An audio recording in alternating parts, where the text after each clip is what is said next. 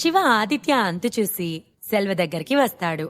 సన్నీ అతని మనుషుల జాడ తెలుసుకుని అజంతా హోటల్కి వెళ్లి అక్కడ సన్నీని హింసించి కాళ్లు కట్టి పైనుంచి కిందకి వేలాడదీసి మెహ్రా ఫ్యామిలీ గురించి అడుగుతాడు శివ. నేను కేవలం ఒకే ఒక హింసా పద్ధతిని వాడితేనే సన్నీ తట్టుకోలేకపోయాడు. కాని అతని కోసం ఇంకా ఎంత క్రూరమైన పద్ధతులున్నాయో అతనికి తెలిస్తే ఇప్పుడే చచ్చిపోతాడు అని నవ్వుకున్నాడు శివ. శివ నవ్వుతూ సన్నీ దగ్గరకు వచ్చి, ఏంటి అప్పుడే అయిపోయిందా? ఇంకా చాలా ఉన్నాయి కదా. నేను నీ ఎముకలు మాత్రమే అటూ ఇటూ కొంచెం తిప్పాను, కాని శరీరమంతా కాల్చిన ఐరన్ రాడ్స్తో నీ మాంసాన్ని ముక్కలు ముక్కలుగా కోయటం, ఐరన్ టూత్ పిక్స్తో నీ గోళ్లల్లో పొడవటం లాంటి చాలా పద్ధతులు నీ మీద ఉపయోగిద్దామనుకున్నానే అన్నాడు శివ. దానికి బదులు ఒకేసారి నన్ను చంపేయండి అని అరిచాడు సన్నీ. నిన్ను చంపితే నాకేమొస్తుంది బూడిద, నిన్నిలా హింసిస్తేనే కదా మజా అని శివ మళ్లీ స్మోక్ చేయటం స్టార్ట్ చేశాడు. ఇక సన్నీ ఇంకొక క్షణం కూడా ఆ బాధని భరించలేకపోతున్నాడు. ప్లీజ్ నన్ను చంపేయ్ అన్నాడు. శివ నెమ్మదిగా వెనక్కి తిరిగి కూల్గా నవ్వుతూ, మెహ్రా ఫ్యామిలీకి ఇదేనా నీ విధేయత అని సన్నీతో అన్నాడు.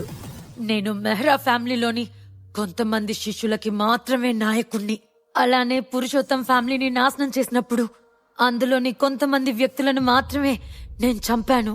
అంతే తప్ప నాకు దాంతో ఎలాంటి సంబంధం లేదు. నేను కేవలం మెహ్రా ఫ్యామిలీ యొక్క అనుచరుడిని మాత్రమే. అంతకు మించి నాకేం తెలీదు అని గట్టిగా ఊపిరి పీల్చుకొని, నేను సిటీలోకి ఎంటర్ అయినప్పుడు 20 మందిని నా వెంట తీసుకొనొచ్చాను. వాళ్ళంతా సిటీలో వేర్వేరు ప్లేసెస్లో ఉన్నారు. వాళ్ళెక్కడెక్కడున్నారో నేను మీకు చెప్తాను అన్నాడు సన్నీ. 1/2 అవర్ తర్వాత శివ సురేందర్ యొక్క కొత్త రోల్స్ రాయ్స్ కార్ వెనుక సీట్లో కూర్చొనున్నాడు. సురేందర్ డ్రైవింగ్ చేస్తూ కార్ని బృందావనం విలాస్ వైపుకి తీసుకెళ్లాడు. నేను చెప్పినవన్నీ చేయటానికి ఏర్పాటు చేశావా అని కూల్గా అడిగాడు శివ. చేశాను సార్. తెల్లవారక ముందే మీకు గుడ్ న్యూస్ వస్తుంది. అన్నీ నేను చూసుకుంటాను. వేస్ట్ అంతా క్లియర్ చేస్తాను.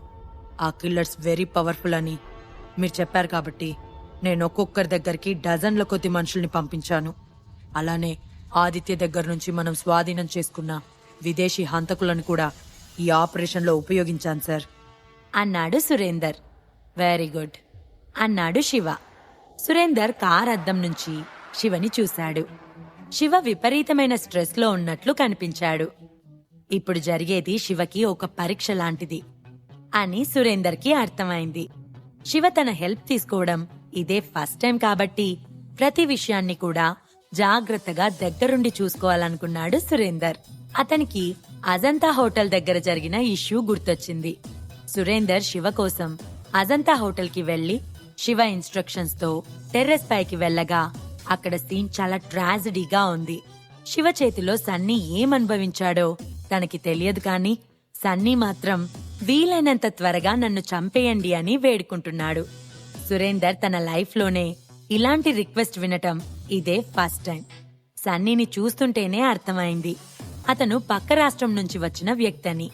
అలానే అక్కడ జరిగేది శివ పర్సనల్ ఇష్యూ అని కూడా తెలిసింది. అందుకే సురేందర్ కూడా ఇంకా శ్రద్ధగా వర్క్ చేయాలని ఫిక్స్ అయ్యాడు. ఇతనిలా ఆలోచిస్తూ ఉండగా రోల్స్ రాయ్స్ కార్ స్పీడ్గా వచ్చి శివ విల్లా ఎంట్రన్స్ గేట్ వద్ద ఆగింది. ఆ సమయంలోనే శివ ఫోన్ రింగ్ అయింది. అది చూసి, నువ్వెళ్ళు సురేందర్, నేను లోపలికి వెళ్తాను. ఏమైనా ఉంటే కాల్ చేస్తాను అని గంభీరంగా అన్నాడు శివ. ఓకే సార్ అని సురేందర్ గేట్ తీసి రెస్పెక్ట్గా నిల్చున్నాడు. శివ లోపలికి వెళ్లిపోయాడు. తర్వాత సురేందర్ తన కారు వెనక్కి తిప్పుకొని వెళ్లిపోయాడు. శివకి కాల్ చేసింది సురభి. అతను కాల్ లిఫ్ట్ చేశాడు. శివ, మీరింకా నిద్రపోలేదా అని తడబడుతూ అడిగింది సురభి. లేదు సురభి, ఎనీథింగ్ రాంగ్ అన్నాడు శివ. నథింగ్ శివ, నువ్వెలా ఉన్నావు?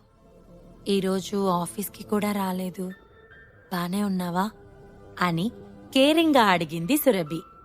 వస్తున్న నవ్వుని ఆపుకొని, నేను బానే ఉన్నాను సురభి అన్నాడు శివ. నేను నీతో ఒక విషయం చెప్పాలని కాల్ చేశాను శివ అన్నది సురభి. చెప్పు అన్నాడు శివ. రేపు శిఖా ఫ్యామిలీ ఓల్డ్ హౌస్లో మీటింగ్ ఉంది. అది నీ గురించి మాట్లాడటానికే. నువ్వక్కడికి రా. బాబాయ్, పెద్దనాన్న, చిన్నత్త నిన్ను ఈ ఫ్యామిలీ నుంచి పంపించేయాలని చూస్తున్నారు. నీ గురించి చాలా దారుణంగా మాట్లాడుతున్నారు. వాళ్ళు నీ విషయంలో చాలా దూరం వెళ్తున్నారని నాకు అనిపిస్తుంది. నువ్వు ఏ డెసిషన్ తీసుకున్నా ఇల్లు, కారు నీకిచ్చేస్తాను అని స్ట్రాంగ్గా అన్నది సురభి. ఆమెకి ఒకవైపు శివ ఏ డెసిషన్ తీసుకుంటాడోనని భయంగానే ఉంది. శివ నవ్వుని ఆపుకుంటూ, సరే నువ్వు త్వరగా పడుకో. దేని గురించి ఎక్కువగా ఆలోచించకు. నేను రేపు మీటింగ్కి వస్తాను. గుడ్ నైట్ అన్నాడు శివ. సురభి కూడా గుడ్ నైట్ అని చెప్పింది. సురభితో మాట్లాడాక శివకి ఆ రోజు అప్పటి వరకు తను ఫీల్ అయిన స్ట్రెస్ మొత్తం పోయింది. అన్నీ వదిలేసి హ్యాపీగా నిద్రపోయాడు. తెల్లవారింది. శివ డైనింగ్ టేబుల్ దగ్గర కూర్చున్నాడు. అతని ఎదురుగా రకరకాల వంటలతో డైనింగ్ టేబుల్ ఫుల్ అయింది. తను సురభి ఇంట్లో నుంచి బయటకి వచ్చాక ఇంతవరకు ఇంట్లో భోజనం చేయలేదు. ఈరోజు సెల్వ ఇవన్నీ చేశాడు. నువ్వు చిన్నప్పుడు చాలా ఇష్టంగా తిన్న వంటకాలన్నీ ఈరోజు నీకోసం చేశాను. నువ్వు చక్కగా తినేసేయాలి అని కళ్ళల్లో బాధని దాస్తూ అన్నాడు సెల్వ. తన లైఫ్ టైంలో శివకి ఇలా వండి పెడతానని ఆయన ఎప్పుడూ అనుకోలేదు. ఆ విషయంలో అతనికి కాస్త హ్యాపీగానే ఉంది. శివ కాస్త తిని, నాకోసం ఇంత కష్టపడి చేసినందుకు చాలా థ్యాంక్స్.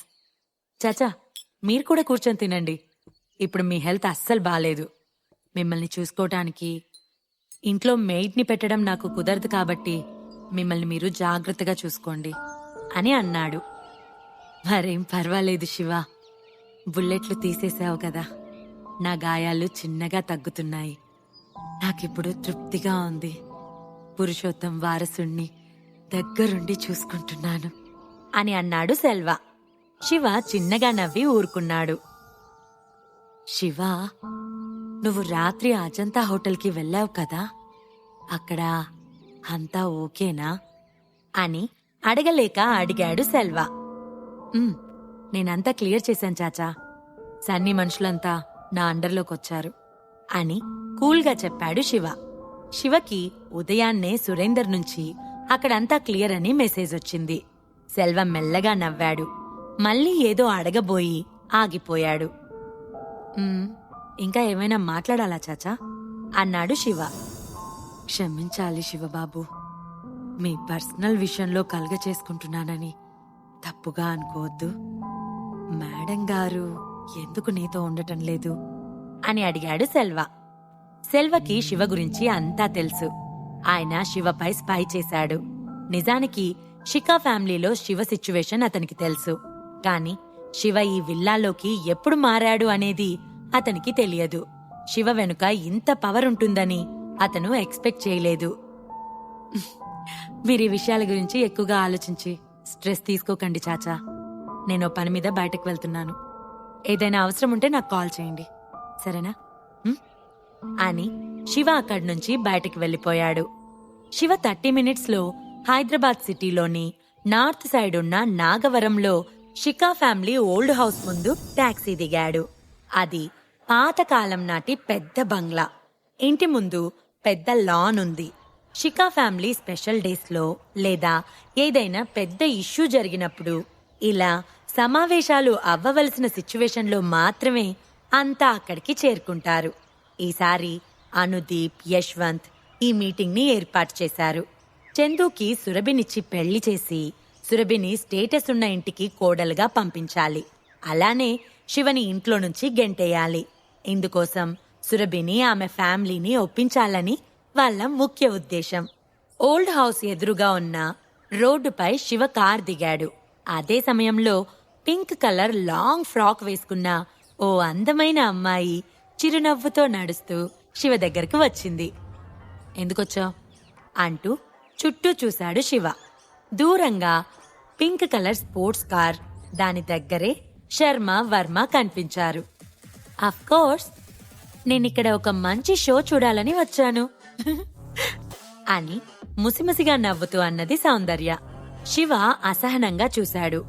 ఇక్కడ ఎవరో ఒక పేద వ్యక్తిని ఇంట్లో నుంచి గెంటేస్తున్నారంట. అప్పుడు అతను డిసప్పాయింట్ అవుతాడు కదా, సో నేను హెల్ప్ చేద్దామని. ఏంటి శివ, నువ్వింకా మొండిగానే ఉన్నావా?